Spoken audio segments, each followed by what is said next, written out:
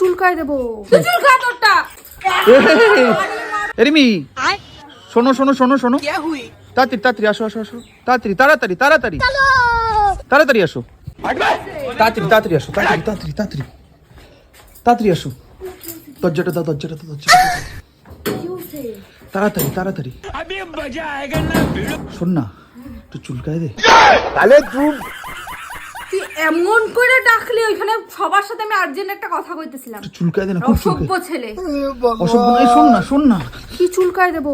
তোমার বউ না, একটু চুলকায় দে না, খুব চুলকাচ্ছে, কি অসভ্য, আর পাচ্ছি না, আয় না একটু চুলকে দে না, একটু চুলকে দে না, আয় না একটু, কি রে?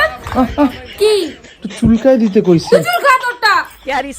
হায় রে, আমারটা মানে আমি পারছি না তো, পাচ্ছি না তো, সেই আমেজটা পাচ্ছি না চুলকানো, তুই হলে পরে একটু ভালো হবে।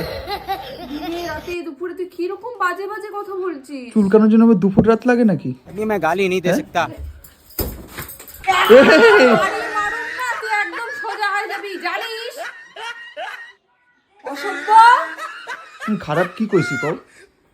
এই এখনো বলে যাচ্ছে, তারপর থেকে এখনো মানুষে তো বলে যাচ্ছে। বউরেই কয় চুলকে দেওয়ার কথা। কি রে তোরটা?